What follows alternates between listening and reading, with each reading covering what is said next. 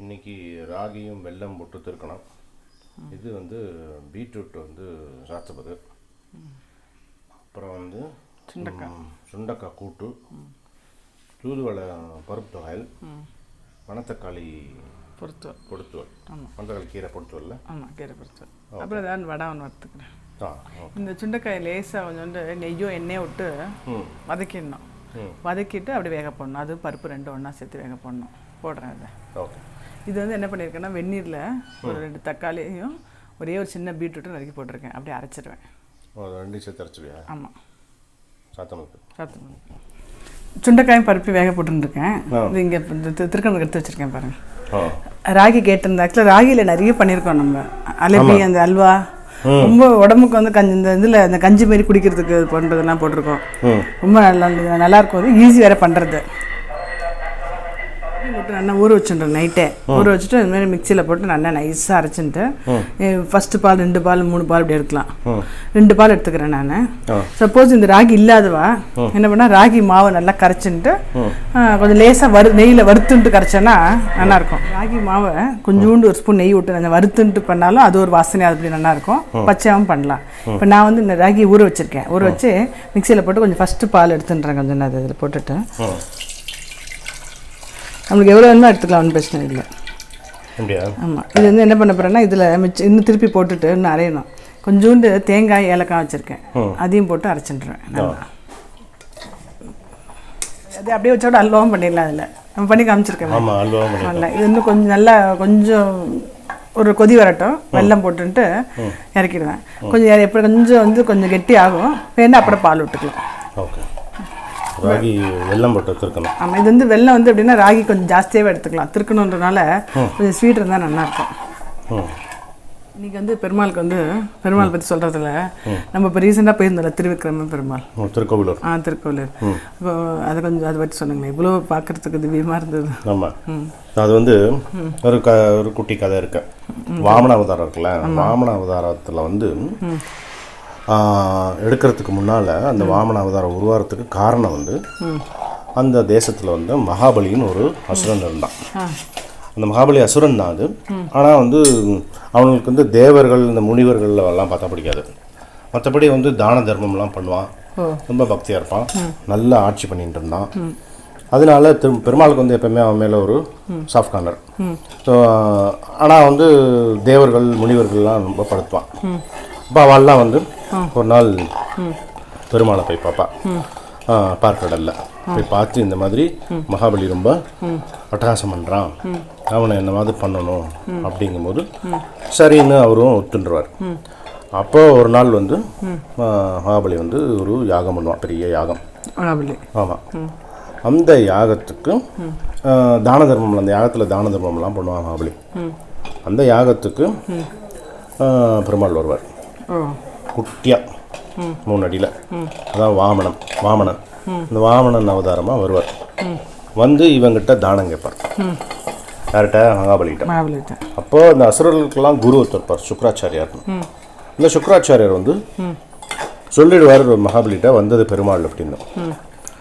மகாபலி வந்து பரவாயில்ல, பெருமாளே வந்து என்கிட்ட யாசகத்துக்கு நிற்கிறாரு, அது ஒரு பெருமை தான் எனக்கு, அவர் என்ன கேட்குறாரோ அதை கொடுக்குறேன் அப்படின்னு சொல்லிடுவான். அப்போது வாமனன் உருவத்தில் இருக்கிற பெருமாள் வந்து என்னோட 3 அடியில் இருக்கிற மண், உன்கிட்ட இருக்கிற மண் எனக்கு வேணும் அப்படிம்பார். இப்போ வாமனன் வந்து நீயே சின்னவன் இருக்க, வேற ஏதாவது கேளு தரேன், இதை விட ஜாஸ்தியாக கேளு. இல்லை, எனக்கு இந்த 3 அடி எனக்கு போகிறோம், என்னோட அடியில் 3 அடி மண் எனக்கு வேணும் அப்படிம்பார். சரி எடுத்துக்கோ அப்படிம்பார். மகாபலி சரின்னு சொல்லிடுவான். அப்போ எடுத்து ஒரு அடி வைப்பார். ஃபஸ்ட்டு அடி விண் உலகத்தை ஃபுல்லாக கவர் பண்ணிடுவார். இன்னொரு அடி வந்து மண்ணுலகம் ஃபுல்லாக கவர் பண்ணிடுவார். மறந்து போயிடுவான். பக்கத்தில் இருக்கவங்கலாம் எழுந்து நின்றுவாங்க. அடுத்த அடியை வந்து பெருமாள் அவன்கிட்ட கேட்பார், இந்த 3ஆவது அடியை நான் எங்கே வைக்கணும் அப்படிம்பார். நான் எங்கே வைக்க அப்படிம்பார். அப்போ வந்து அவன் வந்து அப்படியே உட்காந்து கீழே உட்காந்து என் தலைமையில் வச்சு என்னையையும் என் பொருளையும் நீங்கள் வந்து எடுத்துக்கோங்க, தயவுசெய்து என்னை வந்து சேர்த்துக்கோங்க உங்களோட அப்படின்னு உட்காந்துருவான் மகாபலி. அப்போ அவன் தலைமையில் வச்சு அவனை வந்து பாதாள உலக பதவி கொடுப்பார். அதான் 3 உலகத்தையும் அளந்தவர். பெரிய பெருமாள் அப்படி இருக்கும். அதுக்கு வாமனன் சன்னதியும் இருக்கும் அந்த கோவிலில். அதுக்கு எழுத்தாப்பில், அந்த கோவிலுக்கு எழுத்தாப்பில் ஒரு பெரிய ஒரே கல்லில் ஆன ஒரு பெரிய தூண் பார்த்தோம்ல, அதுக்கு மேலே கருடன். அந்த தூண் வந்து ஒரே கல்லில் ஆனது. ஒரே கல். ஆமாம். அந்த வெள்ளம் ஜலம் விட்டு இருந்ததுனா கூட கரைச்சினால கெட்டியாகிடும் பாருங்க. வெள்ளம் இன்னும் கொஞ்சம் இருக்குது, கரையிடும். அப்போ வந்து அதுக்கப்புறமா பால் சேர்க்கணும். அதுக்கப்புறம் பால் சேர்க்கணும். அதனால தான் வெள்ளம் கொஞ்சம் ஜாஸ்தியாக போடணும்.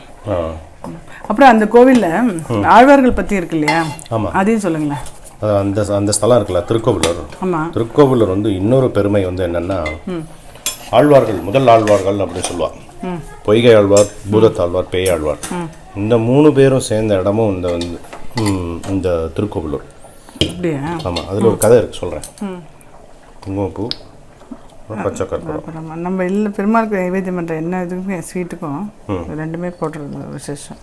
ஓகே. ஸோ இது போட்டுட்டு பால் சேர்க்கணுமா? பால் சேர்க்கணும். 1 டம்ளர் பால் நம்ம எவ்வளோன்னு விட்டுக்கலாம், கரெக்டாக இருக்கு. எனக்கு கொஞ்சம் ஒரு ஸ்பூனில் இது அம்சே பண்ணியிருக்கப்புறம்.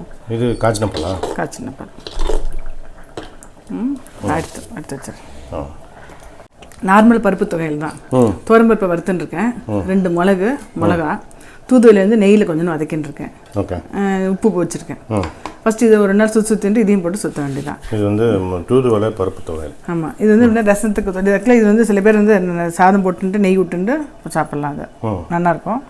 அப்படி இல்லாத ரசஞ்சாதத்துக்கு தொட்டுக்கிறதுக்கும் யூஸ் பண்ணிக்கலாம். மோஞ்சாதத்துக்கும் சாப்பிட்லாம். அது தூதுவளை கொஞ்சம் கம்மியாக எடுத்தாலும் கம்மியாக வச்சுருக்கேன். இல்லை நார்மலாக இந்த தூதுவளை பருப்பு தொகையில் வந்து ரொம்ப டேஸ்ட்டாக இருக்கும். முதல்ல வந்து தூதுவளையில் நம்ம வந்து ரசம் பண்ணோம். அப்போ வந்து தூதுவளையை பற்றி பெனிஃபிட்ஸ்லாம் சொல்லியிருந்தோம்ல, சளிக்கு. ஆமாம். ஓகே. தொகையில் ஆயிடுச்சு. எடுத்து வச்சிடுறேன். தூதுவளை பருப்பு தொகையில் நல்லா குழச்சலாம் எடுத்து பாருங்கள். கொஞ்சம் இதுவும் அந்த முத்தில் இருந்தது, அதனால் ரொம்ப நேரம் போட்டாங்க. ஆயிடுத்து. இங்கே வந்து கொஞ்சோண்டு தேங்காய், 2 ஜீரகம், மிளகா. வேண்டாம் அப்படின்னா சாம்பார் பொடியும் போட்டுக்கலாம். போட்டு அரைச்சி விட்டுட்டு கடுகு தாளிச்சு கொட்டுறேன். கடுகு உளுத்தம் பருப்பு. அது தேங்காயும் மிளகு ஜீரகத்தை அரைச்சி விட்டுன்ட்டு கொஞ்சோண்டு உளுத்தம் பருப்பு, ஜீரகம் தாளிச்சு கொட்டிட்டேன். கடுகும் தாளிச்சு கொட்டலாம். அடுத்தது வந்து மணத்தக்காளி பாசிப்பருப்பு போட்டு சொல்லல. ஆமாம். பாசிப்பருப்பை கொஞ்சம் ஊற வச்சுருக்கேன் ஒரு 1/2 மணி நேரம். அதுக்கு நறுக்கின்ற கிளம்பிட்டு இதில் வந்து உளுத்தம்பருப்பும் மிளகாயும், அதான் காரத்துக்கு, வேறு ஒன்றும் போட போகிறதில்ல. போட்டுட்டு அதையும் போட்டு வச்சிட வேண்டியதான். வேணா தேங்காய் திருப்பி போடனா போடலாம், இல்லைன்னா வேண்டாம், அதான் இஷ்டம். கொஞ்சம் உப்பும் ஒரே ஒரு தக்காளி கட் பண்ணி போட்டுருக்கேன். போட்டுட்டு அப்படியே வேகட்டும். போட்டு ரெடி. ஆமாம். கொஞ்சம் தக்காளியும் உப்பும் போட்டுட்டேன். நல்லாயிருக்கும். இந்த மாதிரி இது வெந்திருக்கு இந்த பருப்பு. எனக்கு ரொம்ப கீரை கம்மியாக இருந்தனால கொஞ்சம் பருப்பு போட்டேன். கொஞ்சம் கணிசம் காணட்டோன்னு ஆயிடுச்சு. ஓகே. இது வந்து பீட்ரூட் ரசம். நம்ம பீட்ரூட்டும் தக்காளியும் வெந்நீரில் அப்படி போட்டு வச்சுருக்கேன். கொஞ்சம் தோலை எடுத்துட்டு இதில் போட்டு நல்லா நைஸாக அரைச்சிட்டுருவேன். இது வந்து இப்போ வந்து எப்படின்னா உளுத்தம்பருப்பு 1 டீஸ்பூனு, கடலப்பருப்பு 1 டீஸ்பூனு, மிளகா, அவ்வளோதான். தனியாக கூட போடல. வேணுன்னா தனியாக 2 போட்டுக்கலாம், வாசனை பிடிச்சி. இது நான் போடல இன்றைக்கி. மிளகு போட்டனால மிளகா வந்து 2 மிளகா. இது நல்லா நைஸாக அரைச்சிட்டுறேன். ஃபஸ்ட்டு இது நைஸாக அரைச்சிட்டு உப்பு மஞ்சள் பொடி போட்டு நல்லா கொதிக்க விட்டுட்டு கொஞ்சம் வாசனை போனதுக்கப்புறம் இந்த பொடியும் போட்டு பொங்கி இறக்க வேண்டியதான். என்னென்னா சுண்டக்காய் கசப்பு, கொஞ்சம் மணத்தக்காளி கீரையும் கொஞ்சம் கசப்பாக இருக்கும், தூதுவளையும் கொஞ்சம் இருக்கும். ஸோ எல்லாம் கசப்பாக இருக்காது. இது கொஞ்சம் ஸ்வீட்டாக இருந்தால் சாப்பிட்றதுக்கு நல்லா இருக்குன்றதுக்காக பீட்ரூட் போட்டேன். இதெல்லாம் க்ரியேட்டிவிட்டி தாங்க. எண்ணெய் கொதிக்குது, அந்த பச்சை வாசனை போயிடணும் கொஞ்சம் அந்த இதுக்கு. நம்ம வந்து புளி போடாதனால தக்காளி 4-5 எடுத்துட்டுருக்கேன். சப்போஸ் இல்லை புளி போடுறதுனால ஒன்று புளி போட்டுட்டு தக்காளி 1 குறைச்சிக்கலாம். அப்புறம் அந்த கடலப்பருப்பு, உளுத்தம்பருப்பு, மிளகா அதை இது பண்ணியிருந்தேன் இல்லையா, அதையும் போட்டு கொஞ்சம் ஜலம் அலம்பி விட்டுட்டு ஒரு கொதி வந்தோடனே நெய்யில் கருவேப்பிலை தாளிச்சு கொட்ட வேண்டியதான். சிம்பிளாக தான். இதேமாதிரி முருங்கைக்காய், காயில், கத்திரிக்காயில் எல்லாத்துலேயுமே பண்ணலாம், நல்லாயிருக்கும். வதக்கிட்டு பண்ணணும். ஓகே. இந்த கதையும் சொல்லிடுங்க, ஆழ்வார்கள் கதை சொன்னீங்களா? சரிடா. அது என்ன சொன்னீங்கன்னா, அந்த திருக்கோவிலூர் வந்து அந்த திருக்கோவிலூரில் மார்கண்டேய மகரிஷியோட அப்பா வந்து ஒருத்தர் இருந்தார். அவரும் பெரிய முனிவர். அவர் வந்து இந்த வாமன அவதாரத்தில் சமயத்தில் அந்த திருவிக்கிரமனுடைய அந்த லீலைகள் வந்து பார்க்க முடியலன்னு ஃபீல் பண்ணிட்டு இருந்தாராம். அவர் வந்து பெரிய பெருமாள் பக்தர் அவர். அப்போ பெருமாள் வந்து அவருக்கு காட்சி கொடுத்து திருவிக்கிரமன் இதிலே ரூபத்திலே காட்சி கொடுத்தாராம். அந்த முனிவர் இருக்கார் இல்லையா, அவரோட ஆசிரமத்தில் ஒரு நாள் ஜோன்னு மழை. அந்த சமயத்தில் ஒரு ரிஷி வருவார், முனிவர் வருவார். மழையாக இருக்குது, நான் தங்கிக்கலாமா அப்படின்னு கேட்பார். ஒரே ஒருத்தர் மட்டும் படுத்துக்கலாம் அப்படின்னு சொல்லுவார். சரின்னு அவர் வந்து படுத்துப்பார். மழை திருப்பி சோன்னு அடிச்சு நேரம் விடவே விடாது. அப்போ இன்னொரு முனிவர் வருவார் அங்கே மழைக்கு ஒதுங்கிறதுக்காக அந்த குடிசைக்கு. அப்போ அந்த முனிவர் சொல்வார், 2 பேர் உட்காந்துக்கலாம் இந்த இடத்துல அப்படிம்பார். சரின்னு அவரும் வந்து படுத்திருந்தவரும் எழுந்து 2 பேர் உட்காந்துப்பா. கொஞ்ச நேரம் கழிச்சு இன்னும் மழை பெய்யும், இன்னொருத்தர் முனிவர் வருவார். அப்போ அவர் சொல்வார், 3 பேர் நிற்கலாம் அப்படிம்பார். ஓகே, ஸோ ஒருத்தர் படுத்திருந்த இடத்துல 2 பேர் உட்காரலாம், 2 பேர் உட்காந்த இடத்துல 3 பேர் நிற்கலாம் அப்படின்னு சொன்னால் 3 பேர் நின்றுட்டு இருப்பா. எலக்ட்ரிசிட்டிலாம் ஒன்றும் கிடையாது இல்லையா, அப்போல்லாம் இருட்டாக இருக்கும், சோன்னு இருக்கும். அப்போது 3 பேர் வந்து நின்றுண்டு பெருமாளை நினச்சிட்டு பிரார்த்தனை பண்ணிகிட்டே இருப்பா. 3 பேர் நின்றுட்டு இருக்கும்போது அந்த சமயத்தில் 4வது ஒருத்தர் வந்து நடுவில் வந்து நெருக்கின்னு நின்ன மாதிரி 3 பேருக்குமே தோணும். அந்த சமயத்தில் 3 பேருக்குமே, நம்ம 3 பேர் தானே நிற்கிறோம், யார் இவர் அப்படிங்கும்போது ஃபஸ்ட்டில் இருக்கிறவர் வந்து இந்த வையகமே தகலியா அப்படின்னு ஒரு பாட்டு பாடுவார். 2வது இருக்க வந்து அன்பே தகலியா அப்படின்னு பாடுவார். 3வது வந்து திருக்கண்டேன் அப்படின்னு பாடுவார். 3 பேர் வந்து பாடினது வந்து பெரிய திருவந்தாதி. ஒருத்தர் பாட்டை முடிக்கும் போது ஒருத்தர் ஆரம்பித்த பெரிய திருவந்தாதி. அந்த 3 பேர் யாருன்னா முதல் ஆழ்வார்கள். ஒருத்தர் வந்து முதலாமவர் வந்து பொய்கை ஆழ்வார், அப்புறம் வந்து பூதத்தாழ்வார், 3வது வந்து பேய் ஆழ்வார். இந்த 3 பேர் ஆழ்வார், இந்த ஆழ்வார்களுக்கெல்லாம் முதல் ஆழ்வார்கள் அப்படின்னு 3 பேரும் சொல்லுவாங்க. பெரிய திருவந்தாதி எழுதினது. வையகமே தகலியா, அன்பே தகலியா, திருக்கண்டேன் அப்படின்னு 3 பேரும் பாடினது வந்து அவ்வளோ ஒரு பக்தி பரவசத்தில் பாடின பாட்டு. 3 பேர் நிற்கும் போது அவள் 3 பேருக்கு நடுவில் வந்து பெருமாள் வந்து இந்த முனிவரோட ஆசிரமத்தில் வந்தான்னு அந்த திருக்கோவிலோட பற்றி கதை. பங்கிட்டேன். கொஞ்சம் கருவேப்பிலை இல்லை, கடுகும் பெருங்காயமும் போட்டிருக்கேன்.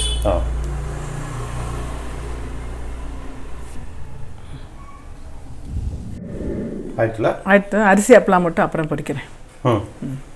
சுண்டக்காய் கூட்டு, ராகியில் திருக்கணும், தூதுவளை போட்டு பருப்பு துவையல், பீட்ரூட் ரசம், மணத்தக்காளி கீரை பொறுத்தல். சூப்பர். Okay, thanks. தேங்க்யூ.